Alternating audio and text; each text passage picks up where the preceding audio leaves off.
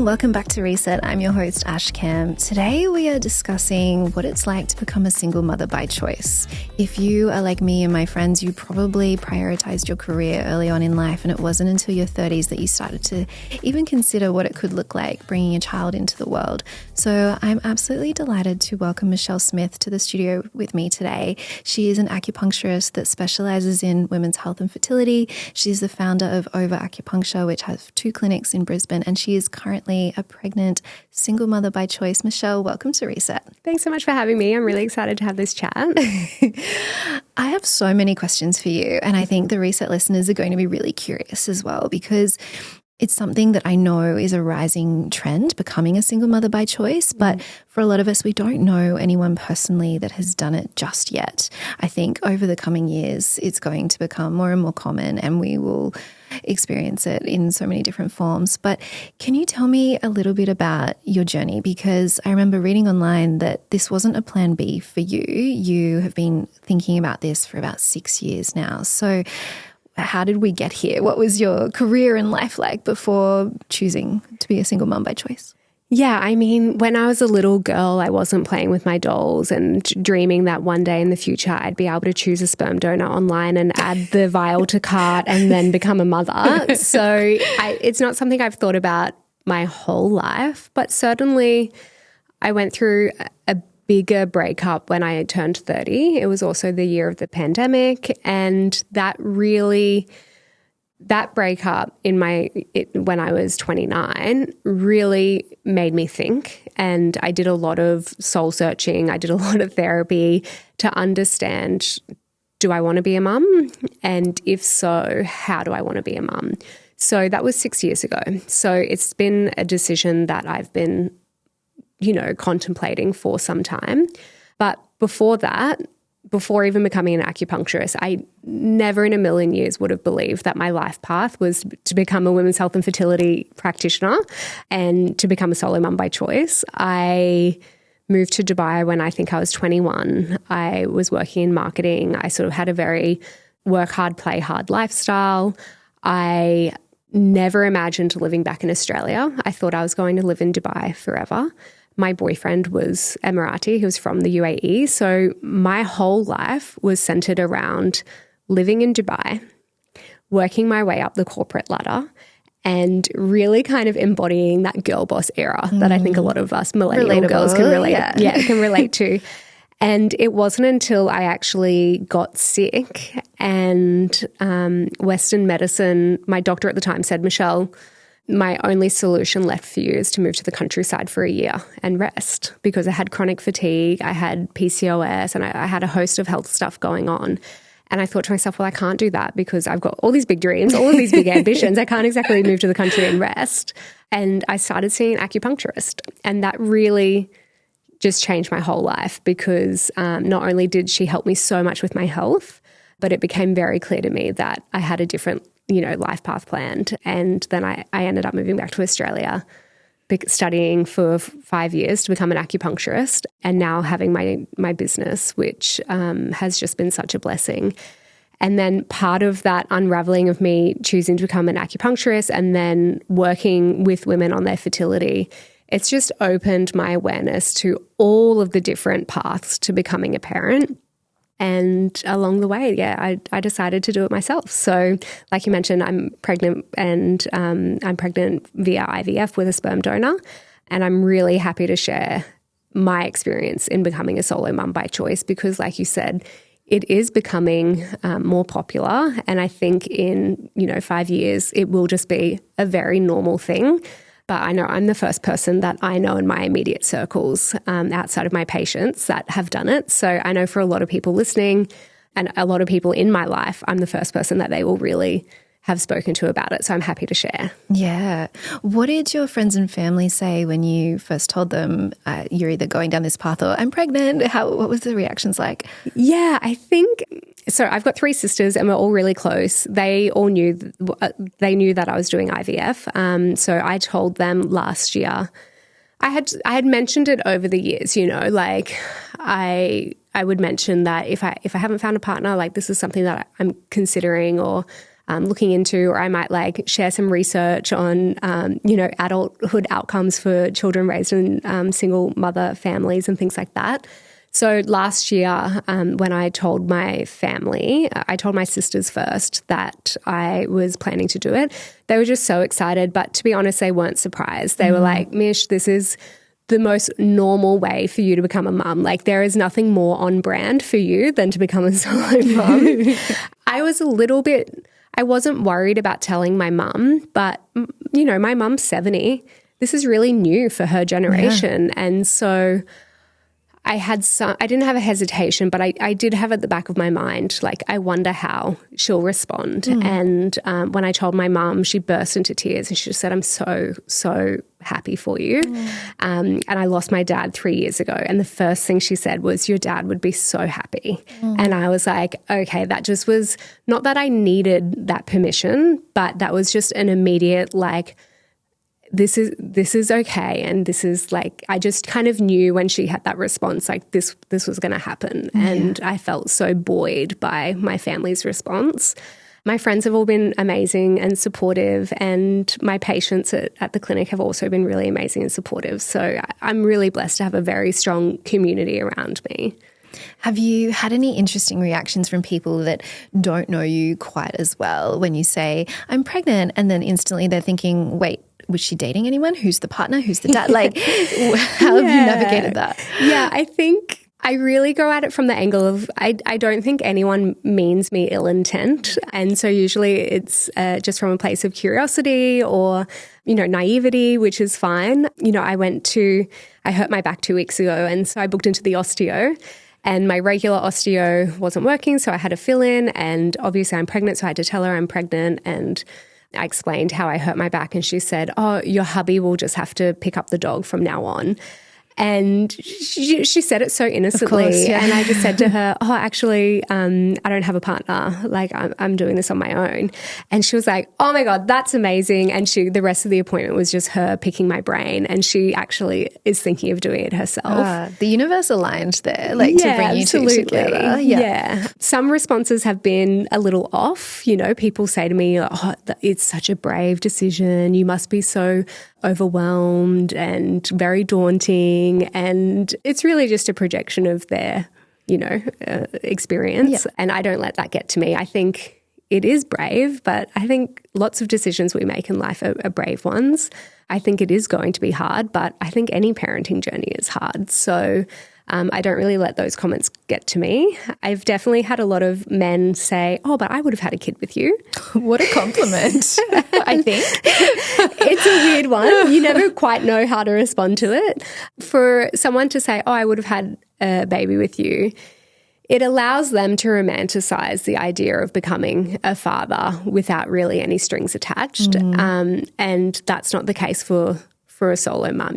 We have considered the responsibility, we've considered the financial burden, there's so much that we've considered from a logistical standpoint, and it's not something that we can just flippantly say like that.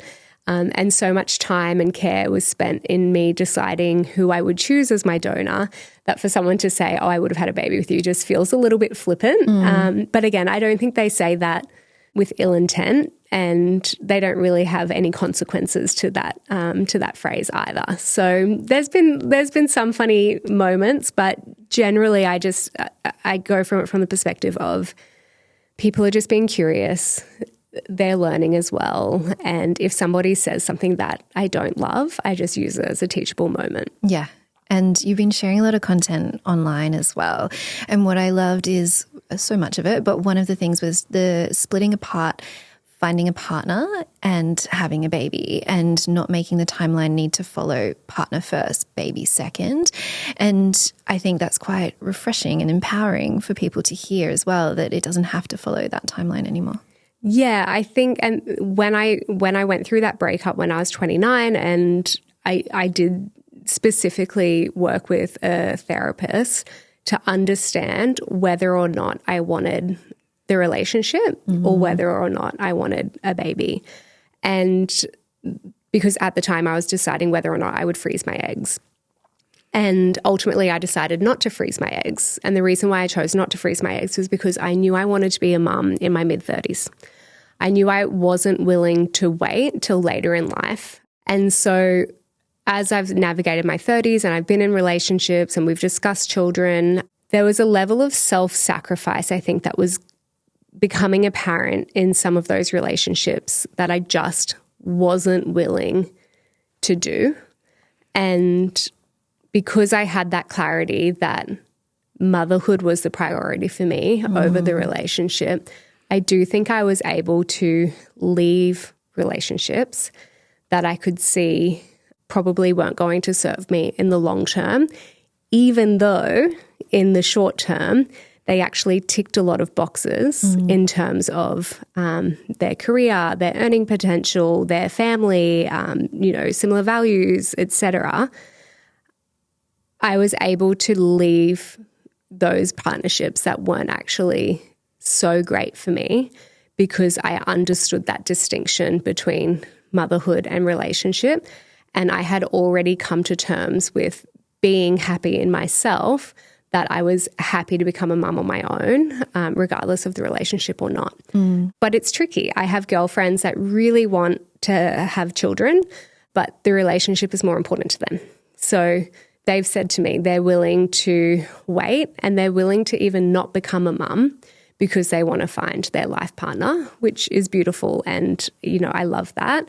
But for me, it was a very different story. I knew that I wanted to become a mum in my mid-30s and I knew that I wasn't willing to sacrifice that to wait and see if I found a partner. So, yeah, there's that distinction and everyone's going to find their own way in that. Not everyone's going to agree with me, and that's okay as well. I think that's a great piece of reflective work that everyone listening should go through if they're on the fence of do I have kids or not, because it can get so intertwined and blurred, but pulling them apart just makes it so much clearer. Yeah, and I think I wanted to be in a relationship for the right reasons. And there was a shift that happened in the last 18 months where dating no longer felt like dating. Dating began to feel like an interview process for the role of father and for the role of mother. And I felt the men that I was dating, these are, guys in their late 30s, early 40s that want a family. I felt like they were interviewing me for whether or not I would make a good mother, and vice versa. Like, I think I would be lying to myself if I didn't admit that I was doing that in reverse as well. And I didn't like that because there were probably some people that I kept dating, not because there was a connection, but because they looked really good on paper for that role of dad. And that's not fair. It's not fair on them and it's also not fair on me. So I noticed the shift and I really didn't like the shift. And that was when I really lent into becoming a solo mum. What is the practical process? Can you talk us through, like, you've obviously been thinking about this for a long time, but how long have you been kind of going through the donor process and, like, how did you even choose a sperm donor? Like, talk to us about all of that. So there's lots of different ways that people can do it. A lot of people choose a known donor. So, a lot of girls might have a gay best friend and they go down that route, and that's beautiful. I know people that have, friends of friends that they know that they wanted to have a family and it never happened for them, and they were willing to donate or happy to donate to that person. So there are lots of different avenues where you might find a known donor. There are Facebook groups where women are connected with local donors, and so that's more cost effective. So not everybody has the means and access to go through IVF or to purchase sperm through a sperm bank. So a lot of people do go down the route of finding a local donor that they then do an at-home insemination with. I chose to do IVF from the very beginning for several reasons. I am a control freak and I work in fertility. So all day, every day, I am supporting people in their path to becoming a parent. And I also see the worst of the worst. And so I went straight into IVF because for me, that was how I could control the situation best.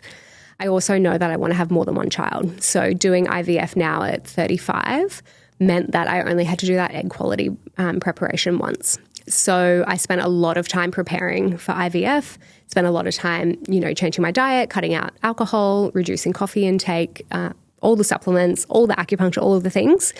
So I spent a lot of time preparing for IVF for egg quality, and I only wanted to do that once. So fair, so fair. So that's why I decided to do IVF from the beginning. And I also chose to do, it's a bit of a misnomer. We say it's an unknown donor, but their identity will be available to my children when they turn 16. So it's an unknown donor to me. And I purchased the sperm from overseas through the European Sperm Bank.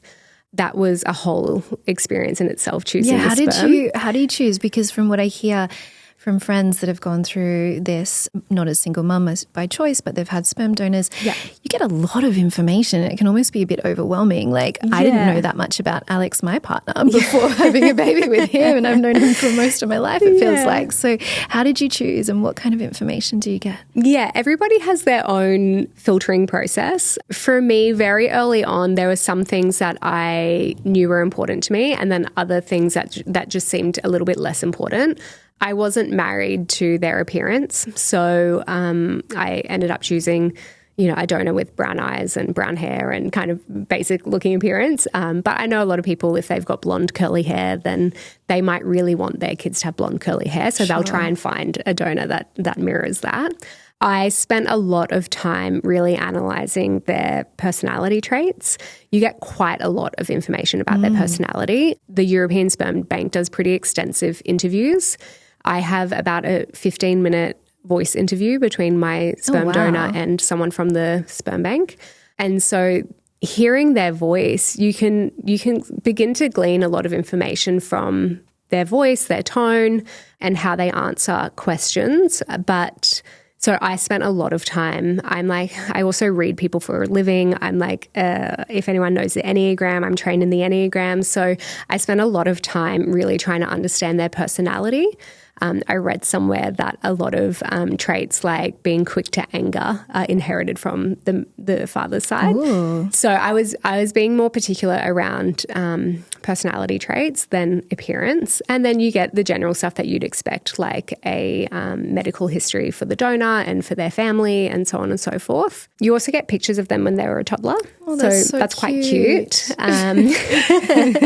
Some donors will, at least through the European Sperm Bank, some donors will have like a pencil sketch of them as an adult. Okay. My donor didn't. And they actually write a letter to the future donor children, which I also think is quite sweet. And in my case, the letter was really the thing that like sealed the deal for me choosing this particular donor. Can you share anything from the letter? I'm so intrigued now. Yeah. So obviously being a solo mum and understanding that my child will be curious, and I want my child to understand their origin story, and I want them to be really proud of their origin story as well.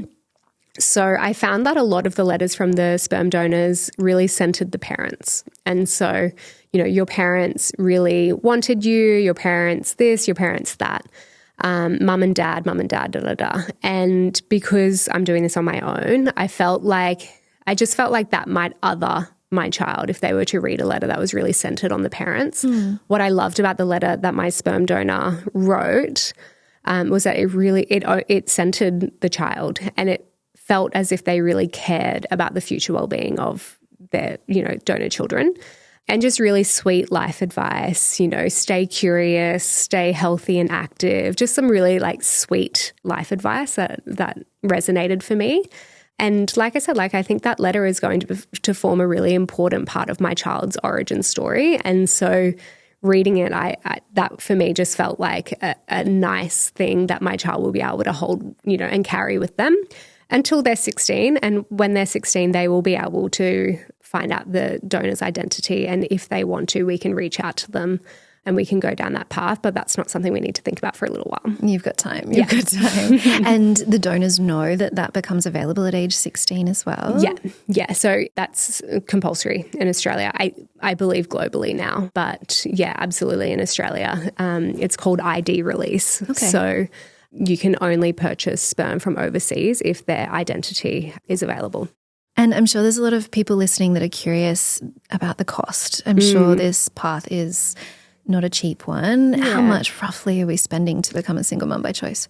Look, I haven't given up on love and finding the one day. So I've actually frozen eggs in case I do want to, have other children in the future with a partner. So for me to freeze my eggs and then freeze embryos this year, I did genetic testing, which is an additional cost. I think my genetic testing alone cost $6,600. I know the sperm cost about $3,500. So we're already up to 10. Yeah. The 2 egg collections, we're probably looking at about 10 to 12,000 each. So we're already up to $30,000. There's some Medicare rebates that you do get given. Acupuncture, I practice what I preach. I did a lot of acupuncture in the lead up, and I was going to a separate clinic to my business. So I was paying for my acupuncture. All of the supplements that I was taking, I would say ballpark, I've probably spent about $30,000 all up on the actual fertility costs and then associated costs with supplements and acupuncture and different appointments like that. Yeah. How are you going to, or how do you plan to navigate, and you might learn as you go, but when your child is born, is there a certain age you're going to start talking about where daddy is? Yeah, it's really interesting because I think solo motherhood by choice, it's becoming so popular, so it seems so new, but it really isn't new. And children have been donor conceived for a really long time. So I feel really lucky that there's actually a lot of donor conceived children that are now in their 30s that have researched and they have PhDs in the subjects. And there's quite a lot of research that we're able to access for recommendations on when to talk to your children about being donor conceived. So most of the research that I've read is that the earlier the better. And so I'm planning to talk to my child about being donor conceived really since birth. So there's lots of children's books that you can get. And I've already spoken to my family around the narrative, which is a generous man donated his sperm, and that's how we were able to start our family.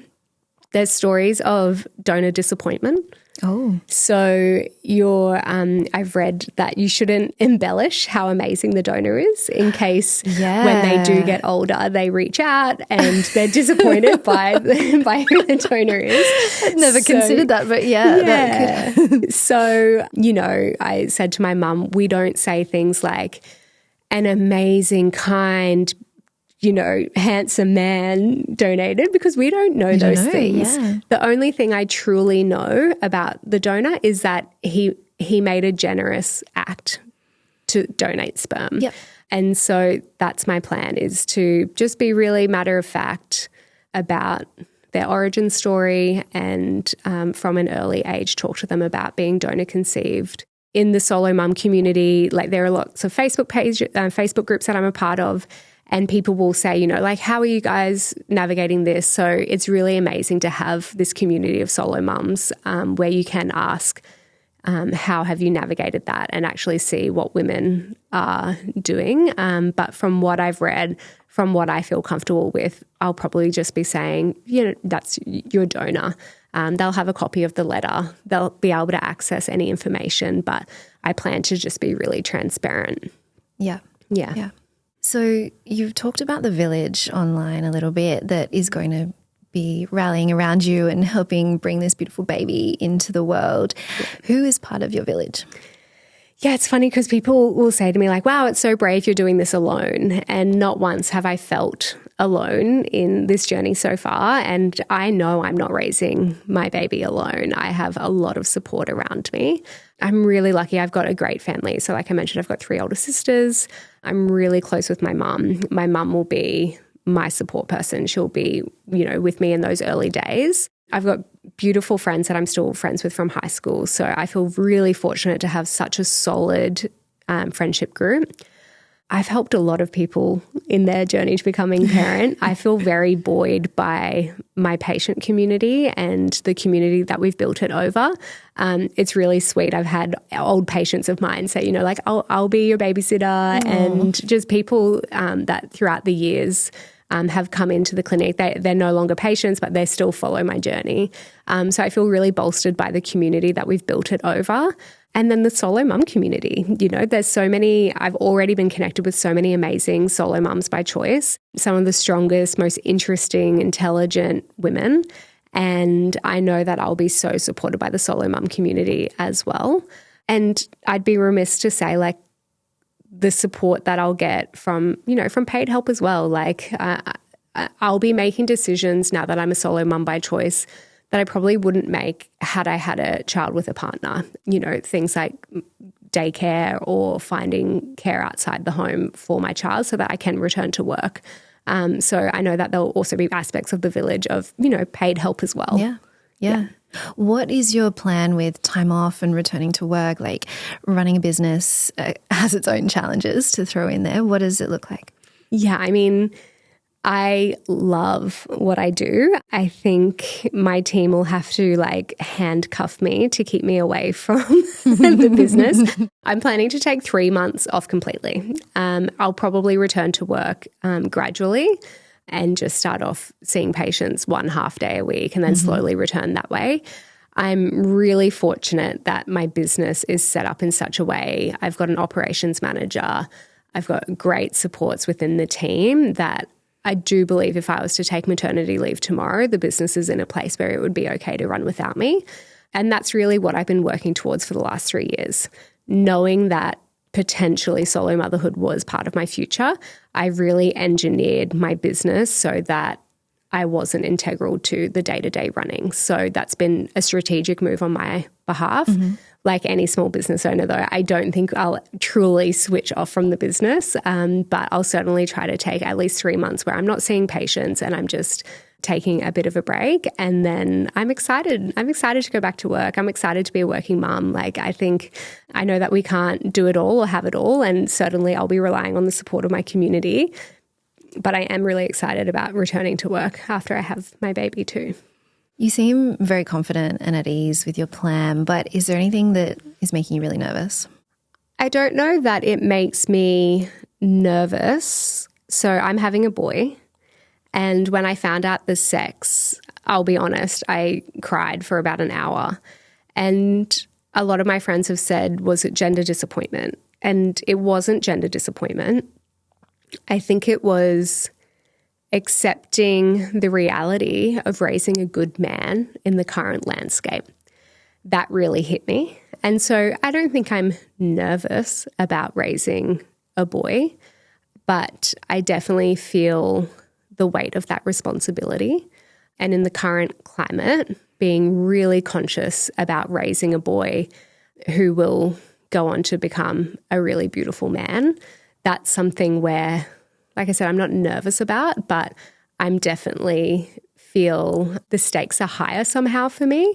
I'm also one of 4 girls, and so I have really strong reference points for raising strong, independent girls, but I don't necessarily have that for raising a boy.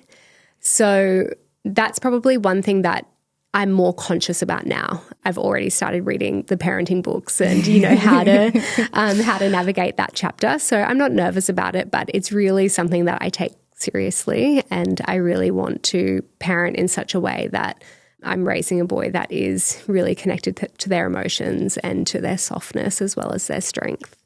This little boy chose you for a reason, so I think he's in the right hands. Yeah, I hope so.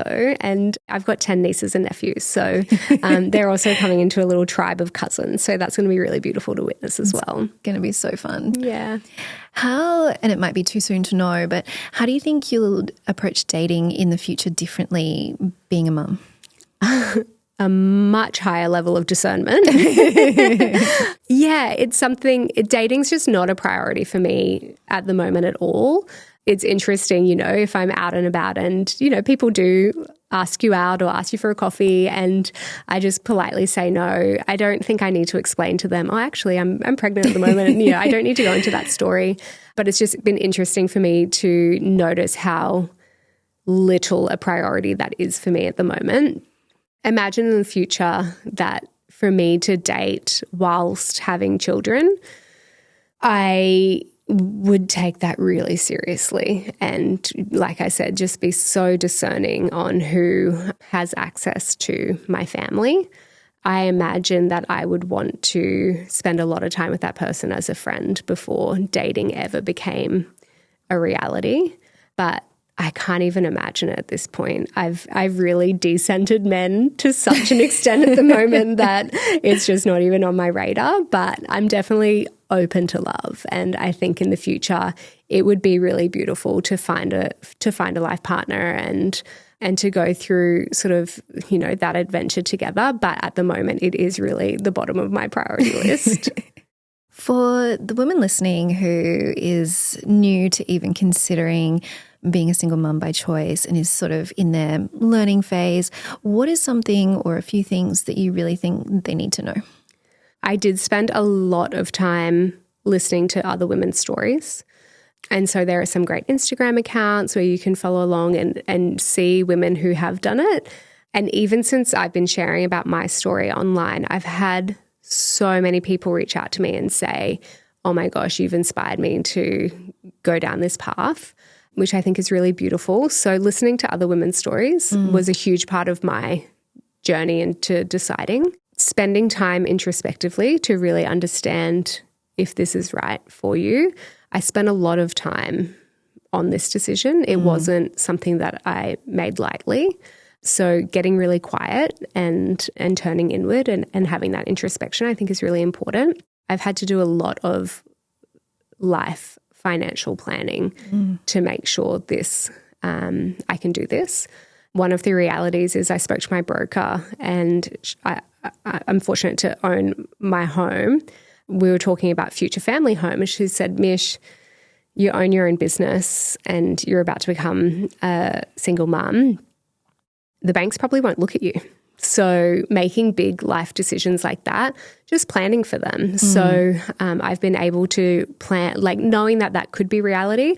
Of course, there are realities where single mums are able to access home loans, but just being really practical about some of the realities that we might face. You know, I am really confident about becoming a solo mum, but I'm also very aware of some of the prejudice that still exists towards single mums. So preparing for all of those different scenarios, budgeting appropriately, planning for maternity leave and making all of those very practical decisions, which I know is boring, but you have to do. And then, you know, talking to your friends and family as well. I'm really surprised by the number of patients that I've had over the years who have gone on this journey without telling a soul. So without sharing with their friends that they're doing it and only letting people know once they're pregnant, which everybody has, you know, their own experience and does things their own way. But for me, I've found that talking to people about my decision has been a really important part of my journey. And knowing that I've had that support from my family and my friends from the beginning has been really bolstering. So, yeah. Is there anything we haven't covered today that you wish more women knew? Yeah, I think like this isn't a consolation prize for me. And oftentimes when I'm talking to people, it feels like there is a sense that they think it is. This decision is one that I've been really strategic about for a really long time. I feel so lucky to be becoming a solo mum by choice. I truly think it's such a blessing that I live in this era where we have the means to become a solo mum by choice, where it is becoming more accepted socially and we've got the technology to support it. I'm so happy in my life that this is what I've been planning for and this is what I've wanted. And oftentimes when I do share with people that I'm pregnant via IVF with a sperm donor, there is a sense of, like you haven't found a partner. And for me, I feel like the cat that got the cream, that I'm able to do this. So yeah, this certainly isn't the consolation prize for life. For me, this is everything I could have dreamed of for myself. I feel so lucky that I get to do this on my own. You know, I have friends and they sometimes say, so you can just make decisions. You don't have to consider anybody. You can just choose a name for your baby. You don't have to fight with your partner about what name to choose. And, you know, like little silly things like that. But I do truly feel so blessed, so fortunate that this is my reality. And oftentimes I do get comments from people that have that implication that this is some kind of consolation prize. And it's just not true. And then for anyone who is considering this journey, I would just encourage them to listen to the voice in their head that's nudging them to explore this. It's certainly not for everybody, but find people that you can talk to about it. Feel free to reach out to me. I've been sharing a lot of writing on Substack. Find people who have taken this path and listen to their stories and do what you want to do, because it's corny, but life is truly too short to wait around to see if you're going to find a relationship where we have this opportunity to really have agency and make these decisions for ourselves. And if you're like me, I'm ready to be a mum now. And so I really wanted to take that opportunity for myself and become a mum now, then potentially wait 4 or 5 years to find a partner, and it might not even eventuate. So having the confidence to really take agency for yourself and pursue the path if that's something that you want to do. Michelle, before we wrap up, I've got one last question for you. And it's inspired by an activity that we do at Reset Retreats and now the street interviews.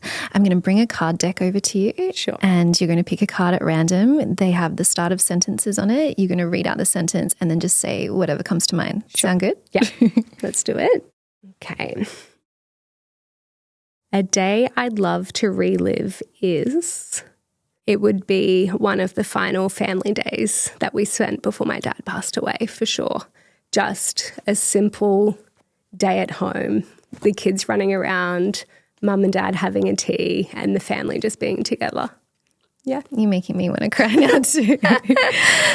Michelle, thank you. Thank you so much for joining me on the couch. And this has been a topic that I've wanted to cover on the podcast for a long time. There's, like I mentioned in the intro, there's so many women in my world that this is going to be a topic that's coming up for them very soon, if not already. And I think just getting to learn a little bit more about the process, the decision making, the realities, the costs, and how to navigate this whole journey of being a solo mum by choice. Listening to this episode and learning from you is going to be so valuable. So thank you. I'm going to link to your Instagram, your Substack, everything in the show notes so people can come and say hi and follow along. But this little boy is so lucky that you are bringing him into the world, and I cannot wait to watch you bloom into motherhood very soon. Thanks so much. I really appreciate that. And thanks for having me today. Of course.